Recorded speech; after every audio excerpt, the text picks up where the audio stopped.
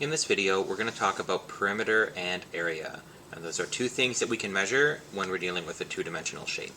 So our learning goal here, by the end of this lesson, we want to be able to determine the area and perimeter of a variety of 2D or two-dimensional shapes. I'd like to start with some definitions, so let's start with what is perimeter. And the definition I have for perimeter is as follows. Perimeter is the distance around an object. Related to that, we should also mention the word circumference.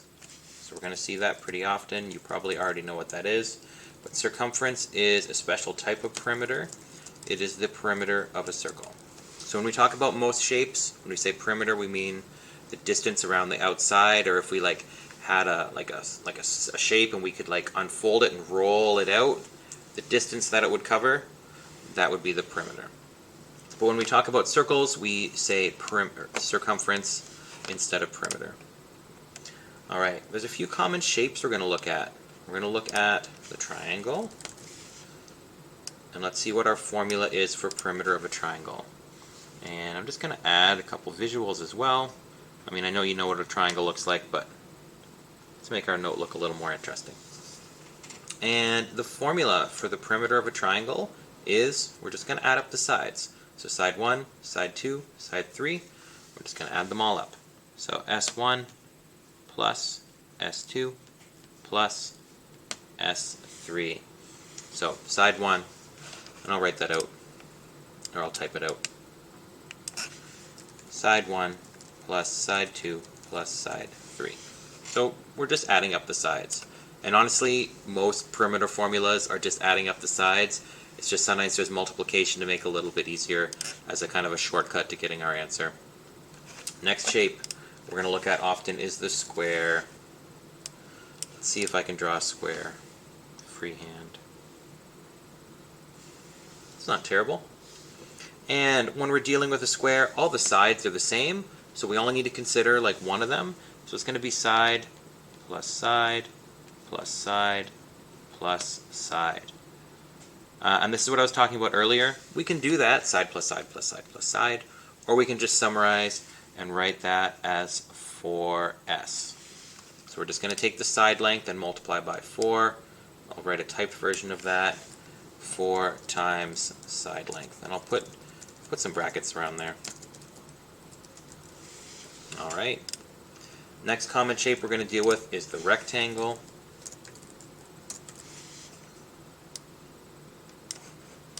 Let's draw a rectangle. And once again, I'm basically just adding up the sides. We have two lengths and we have two widths. So I can do length plus width, or we just summarize 2L plus 2W. And I use a cursive L in my writing just so you know it's not like a 1. So I'm not saying 21, I'm saying 2L. Let's type that out in a little bit more word format. 2 times the length plus 2 times the width. And finally, let's talk about the perimeter of our circle, or as mentioned, our circumference. I might say circumference sometimes.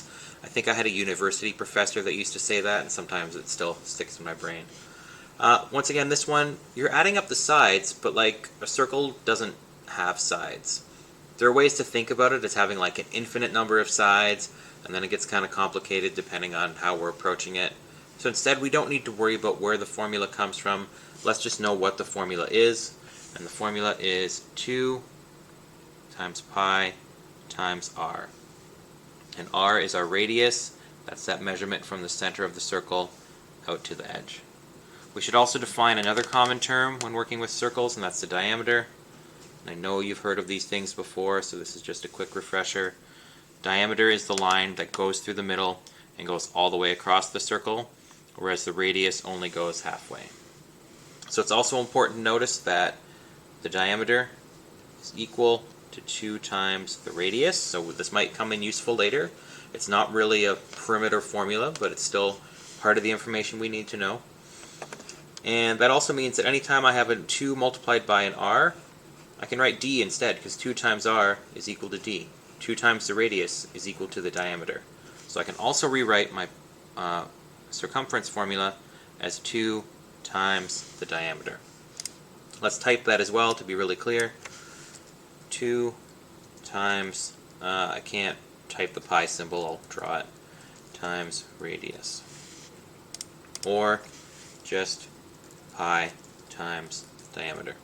I do have like a clean version of this formula sheet that I will give to you. For now, I just want to fill it in together and talk about it. But just know, like, you don't have to copy this all down. I will provide these formulas to you as we work. I really don't care about memorization for almost anything in this course. I care more about you knowing how to use the formulas. So I will give you the formula sheet when we're doing these calculations. All you need to do is figure out which formula to use and then correctly apply it. There's a little bit of extra notation I want us to talk about as well for when we're dealing with triangles. So notation just means like the way to write things or the way to provide information in math. And I want to talk about triangles here. We've talked about some of this stuff already in our other lessons. Triangle is going to look like this. Alright, let's talk about what all these little symbols mean.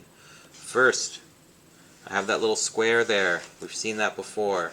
And that means I'm dealing with a 90-degree or right angle.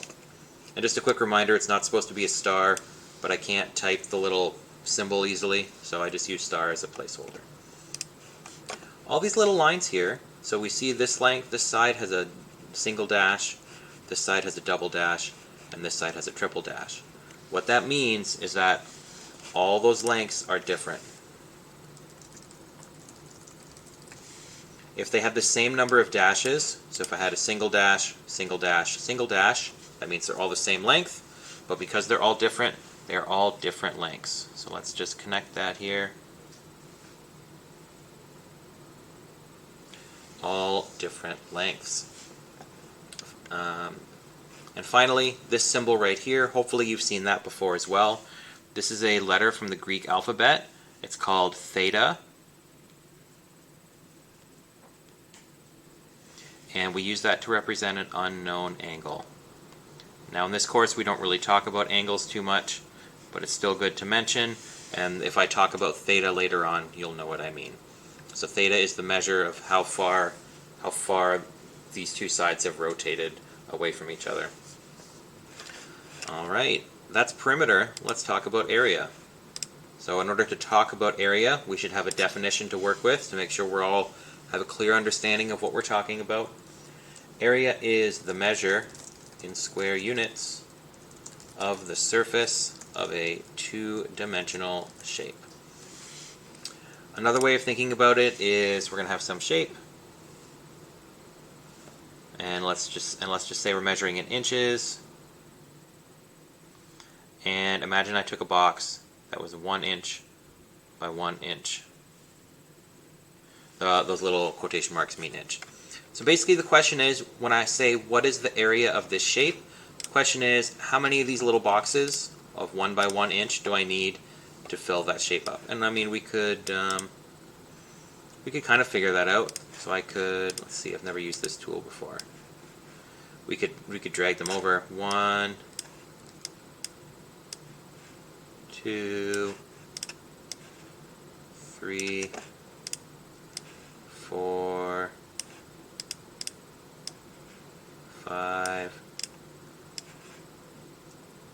6, 7,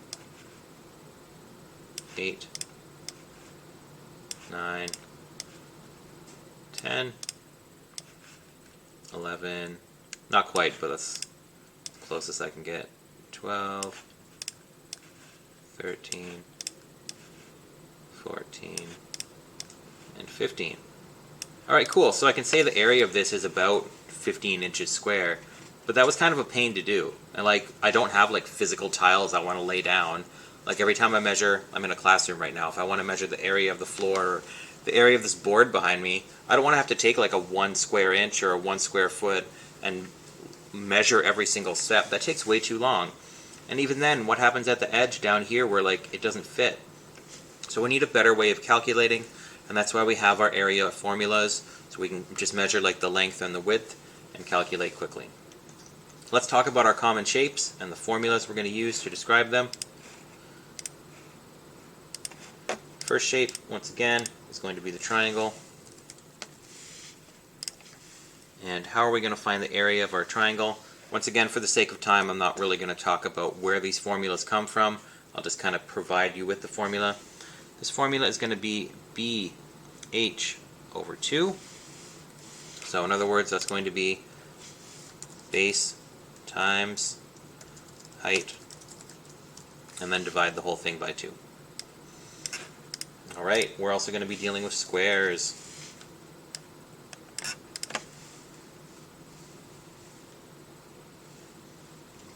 And the formula for the area of a square is going to be side times side, or like we've seen with our exponent notation throughout this course, I can just write side squared. So side times side. Next we have the rectangle. That is not how you spell rectangle. There we go. And because the sides aren't the same length, we can't just do side times side. We're going to do length times width. It doesn't really matter which one you call the length and which one you call the width. Length times width. And our last common shape we're going to deal with here is once again the circle. And once again, there's some formula involving pi that we're going to use to calculate here. We don't have a lot of time in this course to talk about where pi comes from and what it means, so we're just going to practice using the formula. And that formula is going to be pi r squared. So pi times the square of the radius. So pi times radius,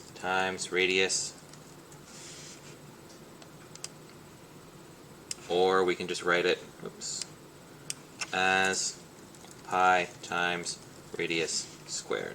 Some of this stuff is hard to type, so I'll just fill it in with my pen tool here. Radius squared. Alright, now that we have our formulas, we're ready to start trying them out. Let's take a look at some of these practice problems. Define perimeter, define area. We just did that on the previous page. Let's not bother doing it again. If the dimensions of a garden are given in feet, then the unit for expressing perimeter is, so I'm going to add up that length all the way around the outside. We can imagine that I could take that length, so if I have my garden, I could take that and I could kind of unfold it, and it would be a length. And how do I measure length? It's just going to be feet. It's just like a length of rope. There's only one dimension to deal with, so it's feet. And the abbreviation for this unit of measure is FT for feet. I guess they want us to write the whole word there. I'm just going to erase my diagram here. So if the side lengths are given in feet, then when we find the perimeter, it's also in feet. Let's take a look at this question carefully. If the dimensions of a playground are given in meters, then the unit for expressing area is going to be meters squared, or square meters. So make sure you're reading the question carefully. In our first case here, we were dealing with feet and perimeter. Perimeter is a one-dimensional measurement. It's just how long something is. But here we're dealing with meters, and we're dealing with area. Remember, area represents two dimensions, like the up and the across. So I'd measure it in, remember how many square units take to cover it, so square meters. And the abbreviation for square meters is we just do the meters and then the little 2 for squared. Alright, 5 and 6 are just practicing working with exponents. We've been doing that all semester, so I'm not going to bother working through that. Let's jump through to some geometry. So once again, here we're practicing our notation. Notice here, this side length is 6 feet and we have a single dash. But the other side here, the 3 foot has a double dash. So that means that these sides are different sizes from each other. But the double dash here and double dash here means these are the same. And single dash here and single dash here means that those are the same. So let's finish labeling our figure here. If we have 6 feet at the top, we're also going to have 6 feet down here. And if we have 3 feet on the side here, we'll also have 3 feet on this side here. I just want us to practice being familiar with what do those little dashes mean. Let's take a look at 8. Fill in the missing dimensions. We're given one number and a dash. And we notice we have the same dashes on each side, so this is like a square. So each missing side length here is 7 meters. Question 9a says determine the perimeter of the rectangle in number 7. Alright, we can go back and check our formula if we want. We can see perimeter for rectangle is 2 times the length times 2 times the width. Or we can just think to ourselves, well, perimeter means add up all the edges, so I'm just going to add up all the edges. So whatever way you want to solve it is fine. I'm going to do 2 times the length plus 2 times the width. So 2 times, let's call this the length, the 6 feet, plus 2 times the width, which is 3. I'm running out of room to write, so I'm kind of going to jump to my answer here.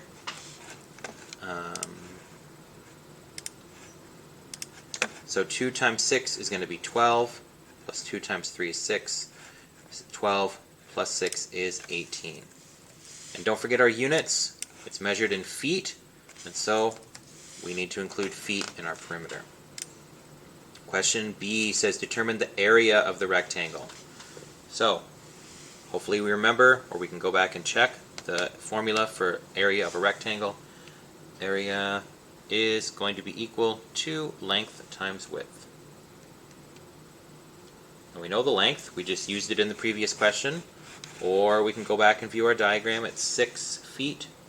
Just put the 6 in there. The width is the other number, that's our 3.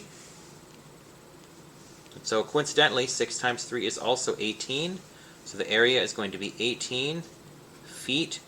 But remember, we're measuring a two-dimensional surface now for area, so we have to talk about how many square units would cover it, and in this case we're measuring in square feet. Let's take a look at number 10. Determine the perimeter of the square in number 8. So we can just think perimeter means add up all the outside edges, so 7 plus 7 plus 7 plus 7, or we can check our formula, which tells us we can just do 4 times the side length, which is 4 times 7, which is 28. And then don't forget our units. It's going to be meters, and because it's perimeter, perimeter is just a length, only one dimension, it's just meters. No meters squared, no meters cubed, nothing like that. 10b says determine the area of the square in number 8. So let's take a look. What was our formula for the area of a square? Area, square, side squared, or side times side. So let's fill that in. Area is going to be side squared. My side length is 7. I got that from looking at my diagram. And 7 times 7 is 49. So my final answer here is 49. And then don't forget the units. It's meters, because everything here is measured in meters. And because it's the area, how many square units fill it? It's going to be squared. Alright, I'm going to stop there. There are several more pages to this, depending on how much time. You don't have to work through all of them, but these are just practice example questions you can work on. There's a couple questions about scale drawing. We didn't work on that exactly, so you can try it or not. There's some questions about application. If we were putting tiles on a floor, how many would we need? We're going to do some work with triangles. Yeah, there's a bunch of stuff here for you to explore. So you don't need to finish everything. I kind of suggest you skip through, take a look at some of the scale diagram questions, see if you can figure it out. We didn't really talk about scale diagrams yet in class, so if you want to skip that and move along, that's fine. There's some questions here about working with triangles. Let's give a few of those a try. There's a question here about estimating circular area. You can try that. Calculating circular area. This might be helpful to work through a few of these. And then some extra word problems and diagram stuff at the end as well. So I don't expect you to work through all these questions. Just try a few. The most important part of this lesson is that you get a feel for calculating perimeter and area. Remember, what does perimeter mean? What does area mean? Make sure you understand how to use these formulas and what they mean. You don't have to memorize them. Just be aware of them and know how to use them when you see them. And we'll do some other practice as we go, practicing calculating perimeter and area of different shapes.